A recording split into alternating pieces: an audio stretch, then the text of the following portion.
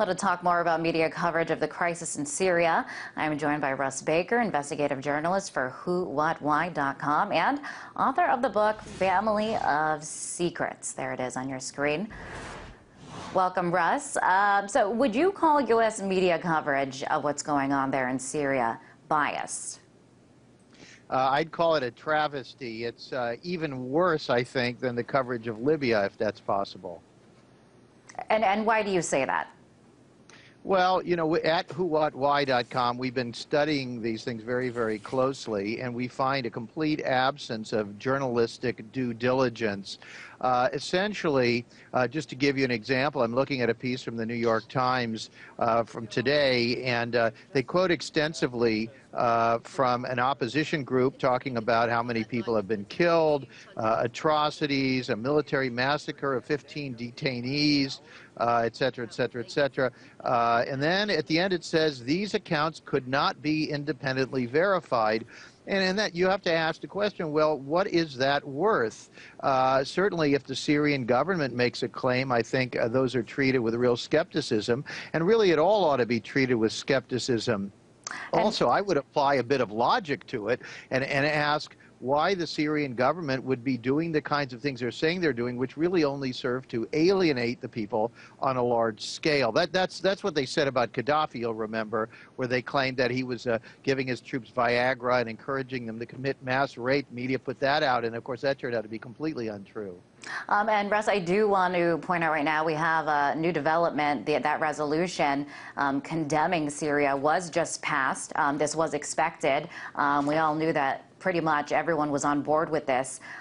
Really the only opponents were China and Russia. I want to ask you how you would contrast how the West, how and why the West condemns the Syrian regime, but kind of turns a blind eye to Bahrain and Saudi Arabia. What is behind that? Well, I mean, I think that's geopolitics. I think all those countries do that. Russia does that. China does it. United States, France, Britain, they all do that. I mean, it's very important to remember that governments make decisions based on so-called national interest. Often it's not even that at all. It's the influence of powerful corporate interests that fund the campaign. So we could keep pulling the camera further and further back to try to see what's really going on in this little tiny stage play we're being presented. But the reality is that that it's not about atrocities. Atrocities has never been the standard. It's about the fact that Bashar Assad represents a particular faction, you might say, in the Arab world that the West would like to see depart. But Russ, we should point out, you know, there as the death toll rises in Syria and reports of these violent atrocities do continue to come out that they're being committed there. Is it getting harder to justify letting it go? Well, you see, again, the problem is that we don't know who's committing these things because they're, you know, by now, if in fact it was the military committing large-scale atrocities, it shouldn't be that hard to establish. A lot of what we're talking about involves, say, for example, sniper fire from buildings where we don't know who's doing the shooting. I think to some extent this reminds me of what I saw in Romania in 1989 when I covered the overthrow there of the dictator Ceausescu, where there was tremendous chaos and there were all these different factions, professional snipers firing on civilians, but not all necessarily from Ceausescu. It was very, very hard to figure out who was behind that. And I think my point here is that we've got to be deeply, deeply wary. Even those numbers we're being told, even the numbers that Ban Ki-moon asserts, he says that one of his people gives him those numbers. Well, where does she get them? Whenever I've looked at those things and tried to really understand it, it turned out that they came from very, very questionable sources originally. And oftentimes there are two sides to a story. Why do you think, why is it that the media doesn't really dig deeper into reporting the full picture of what is going on there and that some of these details are being left out? Again, I think it's a matter of self-interest, and you know, in general, I mean, the reason I started Who, What, Why is because I just didn't feel that the media in the United States were really very good, that people were taking the kind of risks and showing the kind of courage and independence that needs to be shown in these situations. But the reality is that atrocities are horrible. The reality is that people everywhere ought to have democracy.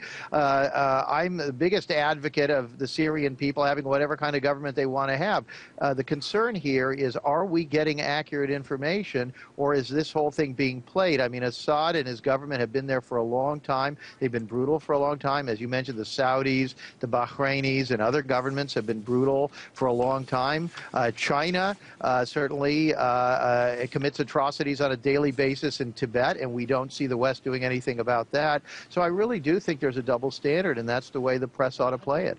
And quickly, lastly, just want to ask you how this kind of coverage in the U.S. media is affecting public perception of what is going on in Syria.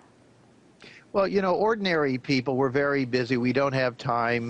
We don't have the historical background, the perspective to understand what all of these things mean, to understand that Syria is run by a minority Shiite faction in a predominantly Sunni country, that they're aligned with Iran against Saudi Arabia, that Saudi Arabia faces its own poorly covered revolt in a Shiite oil-raising region. These are the big questions, and these are really the things that the public doesn't hear about, and they need to hear about it, because otherwise what we're experiencing is a tremendous kind of mass migration from one viewpoint to another, purely based on these very deliberate and calculated propaganda campaigns. Russ, thanks for coming on the show. That was Russ Baker, founder and editor-in-chief of WhoWhatWhy.com.